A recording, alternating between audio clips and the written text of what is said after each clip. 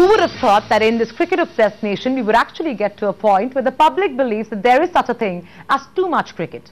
And not only is this cricket overdose giving viewers sore eyes, but post India's England disaster, at least in the test format of the game, advertisers too seem to be quite concerned. Is cricket then finally losing its premium edge? It's an interesting question that Tara Kapoor attempts to answer.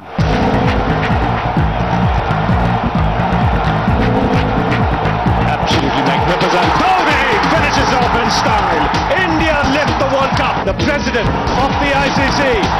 The party begins. From super success and he's gone. to humiliating failure, the Indian cricket journey has been one crazy rollercoaster ride. And the recently concluded series whitewash in England sent tremors not only through the Indian cricketing lineup. We have been trying our best. At times you can be outplayed at the top level. But to the advertising fraternity as well. So much so that there were doubts if this sport will continue to be the money magnet it's been in the past. And will it lose its cult-like status in this cricket-crazy nation? India, the world champions. Sponsorships will take a hit, but also the endorsements for the cricketers. Even IPL might find it tough to defend its huge rates. Cricket is a spectacularly overvalued and high-risk platform.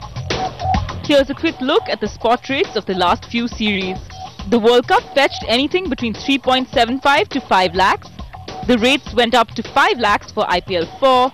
The India Tour of West Indies ODIs had an asking rate of about 2 lakhs, while its test matches were sold at about 1 to 1.5 lakhs. India's Tour of England fetched similar rates as the West Indies series.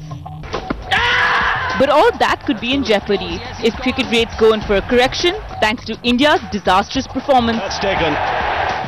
According to TAM, the first match clocked a TVR of 0.98 and the second managed a rating of 1.15 in hopes of an Indian comeback. But post that, the journey has only been downhill, with the third match getting a TVR of 0.7 and the fourth a 0.63 TVR.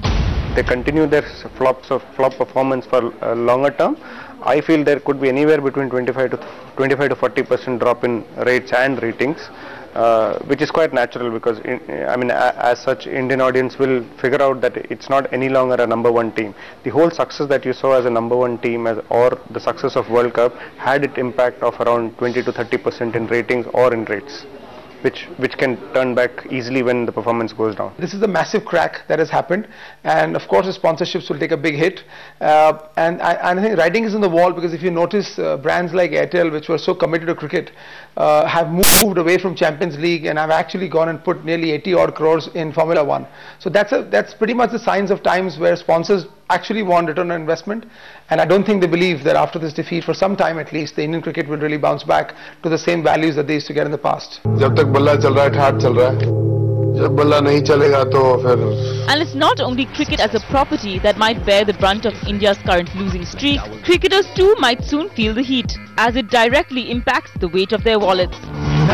While the anticipation of Sachin's 100th 100 still makes him a solid bet for advertisers. Castrol active protection hai, to confidence hai. It's the younger lot, the Suresh Rainas, Virat Kohlis and Yuvraj Singhs of the world that might feel the pinch sooner than they would like. If I was a marketer, I would never invest in a cricketer, because we've seen this happen time and again. They have one fantastic series, everyone's a hero, and all it takes is 6 months for the euphoria to die down, for people to get dropped from the team. We've seen it happen 6 times in Yuvraj's career. We've seen it happen in Irfan Pathan. I just think that marketers need to make brand ambassador decisions over a 2, 3, 4 year horizon. You can't sign someone on the basis of one tournament and have him disappear from the team 6 months later. You're going to see fresh legs coming into play for sure. I mean, I'm sure BCCI has taken account. Also, like they say that when Dhoni won the World Cup, he got the maximum glory, and I think Dhoni is going to take a massive hit in this one. It's unfair that it's happened to him so quickly, but rightfully so. I think brand Dhoni has taken a massive hit. Some of the marginal players who had almost become heroes after the World Cup triumph, their market value will definitely suffer. I fear that they will need to really perform out of their skins in order to have their market value climb up again. You might just well see that in terms of the market for hiring players as endorsement deals, that might actually go down a bit. Fortunately for the not so long ago demigods, Most of the endorsement deals and spot rates for the upcoming tournaments have already been sealed, with the India-England ODIs virtually sold out. So the hit on rates is not happening just yet. A series loss, and that too in the test format of the game, still means advantage broadcasters. We haven't seen any impact on cricket so far as the advertiser is concerned. I look at only historical data. So there was a certain price that we were selling the India cricket in 2007. Today, if you look at the price, is more or less doubled. So we haven't seen any kind of a slowdown really happen when rates for India cricket are concerned at all. The advertisers and media buyers, they are going to have an upper hand when it comes to the second level of tournaments. So there's a special series, ODI series, test series, etc. But if this slump continues and we see India's poor performance impact its ODI and T20 performances, there might be reason for concern, especially with the never-ending cricket season. You cannot just take it for granted that if there is cricket, there is going to be audience and it's always going to be a good deal. So I think more and more advertisers are going to realize this, and more, including ourselves, we will be looking at far better measurability of ROI than just climbing onto a bandwagon because it's cricket. There is going to be a rippling effect on all the subsequent ODIs that are planned, be it India-England, which is just going to be happening before Diwali in India. I think all of them may face a little bit of a demand-supply equation. Up goes the finger. The dream will have to. Could this be the beginning of the cricket exodus?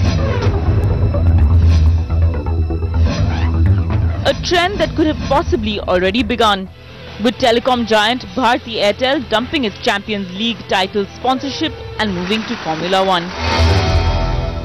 A brand like Airtel, when it works out a brand strategy and brand communication strategy, it looks at a portfolio of properties and propositions, and therefore the cricket overload was there, and if we wanted to diversify, we had to take some calls and make some choices. And I think it's just a question of choice. Be it Formula One, big ticket properties like KBC, Big Boss and a multitude of others, or the good old staple diet of soaps, cricket in India will have some serious competition going forward. And after India's disastrous test performance in England, cricket can no more command the blind faith from advertisers.